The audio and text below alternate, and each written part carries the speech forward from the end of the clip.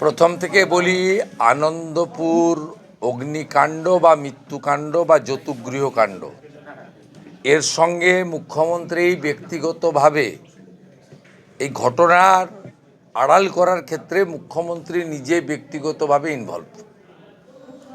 কারণ ডেকোরেটরের মালিক যিনি গ্রেপ্তার হয়েছেন তিনি যেমন অভিযুক্ত, সাথে সাথে ও মোমো বলে যে সংস্থার মোমো তৈরি করার গ্যাস ওভেন থেকেই বা গ্যাস সিলিন্ডার থেকে আগুনটা ছড়িয়েছে, তার সঙ্গে মুখ্যমন্ত্রীর ব্যক্তিগত সম্পর্ক তার দল এবং সরকারের তো আছেই। আপনারা জানেন মুখ্যমন্ত্রীর বিদেশ সফরে তিনি সাথে ছিলেন। শুধু তাই নয়, যতগুলো রাজ্য সরকার বা মুখ্যমন্ত্রীর আয়োজিত টি পার্টি, ডিনার পার্টি, বাণিজ্য সম্মেলন, শিল্পপতি সম্মেলন, বিজয়া সম্মেলনী, এরকম অন্তত 20টা ইভেন্ট পাবেন গত 5 বছরে, যেখানে মাননীয় মুখ্যমন্ত্রীর সঙ্গে এই মোমো কোম্পানির মালিককে সরাসরি আপনি দেখতে পেয়েছেন। স্বাভাবিকভাবে মুখ্যমন্ত্রী সেই কারণে প্রথম দিন থেকে যাননি। বিধানসভায় শঙ্কর ঘোষের অভিযোগের ভিত্তিতে উল্টো ব্যাখ্যা দিয়ে বলেছেন যে আমি 26শে জানুয়ারির প্রজাতন্ত্র দিবসের কর্মসূচিতে ব্যস্ত ছিলাম, কিন্তু প্রজাতন্ত্র দিবসের কর্মসূচি সারাদিন চলেনি, আর মুখ্যমন্ত্রীর বাড়ি থেকে ঘটনাস্থল 10 কিলোমিটার দূরে। তাই এই যে বিচ্ছিন্ন ঘটনা নয়, এই কেসকে কমজোরি করা এবং মুখ্যমন্ত্রী বিধানসভায় দাঁড়িয়ে আমার বক্তব্যের পরে যে বক্তব্য রেখেছেন তাতে 10 লক্ষ টাকা কম্পেনসেশন দেওয়ার কথা বলেছেন রাজ্য সরকারের, কিন্তু রাজ্য সরকারের কম্পেনসেশন দেওয়া হয়নি। কম্পেনসেশন দিয়েছে 5 লক্ষ টাকা ডেকোরেটর আর 5 লক্ষ টাকা মোমো। যে জেলে আছে তিনি দিয়েছেন 5 লাখ, আর যার জেলে যাওয়ার কথা, মুখ্যমন্ত্রীর আনুকূল্যে জেলে যাননি, তিনি দিয়েছেন 5 লক্ষ টাকা।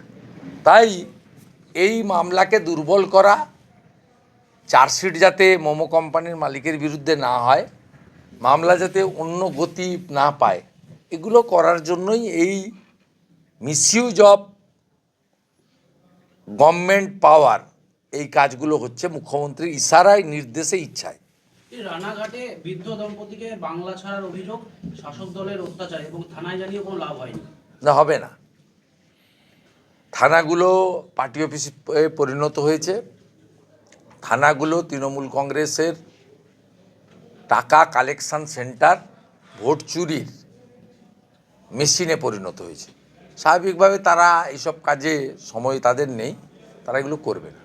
শওকত মোল্লা বলছেন যে যেই 3টি অঞ্চলে হেরেছি সেখানে সরকারি বাড়ি বন্ধ করে দিয়েছি, এবার লক্ষ্মী ভান্ডার বন্ধ করে দেবো। বিধায়কের হুঁশিয়ারি দিল বিধায়ক। এটা গুন্ডাদের ভাষার মতো কথাও তো। গুন্ডা এটা আমি বলিনি, পুলিশ মন্ত্রী নিজে বলেছেন। তুমি বোম বাঁধো, বোম মারো। তো এর ব্যাপারে আর কি বলবো? আমার মনে হয় আমাদের তোহা সাহেবের ভালো উত্তর দিতে পারবে। তোহা সাহেবকে জিজ্ঞেস করা ভালো সময়। আচ্ছা, মিমের রাজ্য সভাপতি তিনি বলছেন যে সরকার করতে না পারলেও সংখ্যালঘুরাই হবে সরকারের নিয়ন্ত্রণ। বিপজ্জনক বক্তব্য। সংখ্যালঘু মানে তিনি কি মুসলিমদের কথা বলছেন? মুসলিমদের কথা বলছেন তো? সংখ্যালঘু মানেই তো মুসলিম নয়, অন্যরাও আছেন। তা মুসলিমরা নিয়ন্ত্রণ হবে, এটা তো হুমায়ুন কবিরের ওপেন সিক্রেট ডিক্লারেশন, এবং এটাকে সামনে রেখে তিনি বাবরি মসজিদে শিলান্যাস করেছেন। এবং আগামী 12 তারিখে নদিয়া জেলার পলাশী থেকে ইটাহার পর্যন্ত 175 কিলোমিটার ব্যাপী বাবরি যাত্রা হচ্ছে। নির্বাচনের সময় পরিবর্তন যাত্রা হয়, প্রত্যাবর্তন যাত্রা হয়, উন্নয়ন যাত্রা হয়, বিকাশ যাত্রা হয়, বাংলা রক্ষা করো যাত্রা হয়, বাংলা বাঁচাও যাত্রা হয়, বাংলা গড়ার যাত্রা হয়, বিকশিত বাংলার যাত্রা হয়, রাষ্ট্রবাদের যাত্রা হয়। কিন্তু বাবরি যাত্রা কেন? তাই আসাউদ্দিন ওয়াইসি এবং হুমায়ুন কবিররা তীব্র সাম্প্রদায়িকতার বীজ বপন করে তারা 70-80টা 90টা সিট জিতে মুসলিম মুখ্যমন্ত্রী করতে চান বলে আমার মনে হয়েছে। এবং সেক্ষেত্রে যদি তারা তাদের অভীষ্ট লক্ষ্যে পৌঁছান, তৃণমূল কংগ্রেস যদি ওদের থেকে কমও পায় বা বেশিও পায়, তারা রাষ্ট্রবাদ এবং সনাতন সংস্কৃতিতে বিশ্বাস করা আদিবাসীদের স্বার্থ রক্ষাকারী বিজেপিকে আটকাতে তৃণমূল প্রয়োজন হলে সমর্থন দিতে পারে। এই অঙ্ক নিয়ে বলছেন। তারা ত্রিশঙ্কু বিধানসভা করতে চান এই কারণে, যাতে এমনিতেও বলছেন মুসলিম উপমুখ্যমন্ত্রী চাই আমাদের, তখন দেখা যাবে পরিস্থিতির নিরিখে যদি রাষ্ট্রবাদীরা এবং সনাতনীরা ঐক্যবদ্ধ না হন, তাহলে দেখা যাবে যে ওরা 70 পেয়ে গেছে, তৃণমূল 70-75 পেয়ে গেছে, ভারতীয় জনতা পার্টি 140 পেয়ে গেছে, তাহলে দুজন মিলে গিয়ে বলবে আমরা 145, তখন এরা বলবে আমরা মুসলিম মুখ্যমন্ত্রী করতে চাই, তৃণমূল দেখা যাবে নিঃশর্ত সমর্থন দেবে। দুজনের এজেন্ডা একই, একজন সরাসরি বলছে, আরেকজন কার্যত নিজের আচার আচরণ কর্মপদ্ধতিতে বলছে। গতকালকে যেদিনকে বিধানসভার শেষ দিন, শেষ অধিবেশন, সেদিন একটা পঞ্চায়েতের ক্ষেত্রে একটা সংশোধন আনা হলো এবং 2.5 বছরের সময়সীমাকে 3 বছর। সেটা কাজল কেষ্টর জন্য। 19 ফেব্রুয়ারি 2.5 বছর হয়ে গেলেই বোম মারা আরম্ভ হতো, ভাঙড়ে আরম্ভ হতো, বীরভূমের দিকে দিকে আরম্ভ হতো।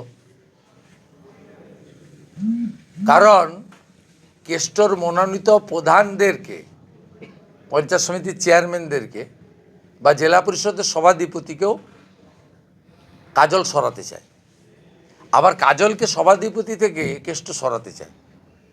2.5 বছরের ফর্মুলা থাকার জন্য সরাতে পারছিল না। 19 ফেব্রুয়ারির পর থেকে সরানোর উদ্যোগ শুরু হতো, উভয় পক্ষের বোমাগুলি চলতো, পুলিশ দিশেহারা হয়ে যেত, নির্বাচনে প্রভাব পড়তো। তাই নিজেদের বোমাগুলি আপাতত বিরত, শান্তি বিরতি, একটা মানে বাফার টাইমের জন্য এটাতে সরকারকে ব্যবহার করলেন মুখ্যমন্ত্রী। কার্যত চুপি চুপি 30 মিনিটের আলোচনায় পিছনের দরজা দিয়ে 6 মাস এক্সটেনশন করার মধ্য দিয়ে তৃণমূল কংগ্রেসের যে আভ্যন্তরীণ দ্বন্দ্ব চলছে ভাগবাটোয়ারা ইত্যাদি নিয়ে, যা সরাসরি রাস্তায় নামতো, সেখান থেকে আপাতত যুদ্ধবিরতি ঘোষণা করলেন। কিন্তু আলটিমেটলি বালির বাঁধ দিয়ে যেমন সমুদ্রকে রোখা যায় না, তেমনি এই ধামাচাপা দিয়ে বিধানসভাকে এবং সরকারকে অপব্যবহার করে কিছুদিন হয়তো রক্ষা করা যায়, কিন্তু বেশি দিন রক্ষা করা যায় না। এই বিল যেমন পাস করার অধিকার ওদের আছে, রিপিল করার অধিকারও আগামী বিধানসভার আছে। মে মাসে বিজেপি সরকার হলে আমরা রিপিলও করতে পারি। তাই এখনই আনন্দে আত্মহারা হওয়ার কোনো কারণ কাজল শেখরও নেই, অনুব্রত মণ্ডলও নেই।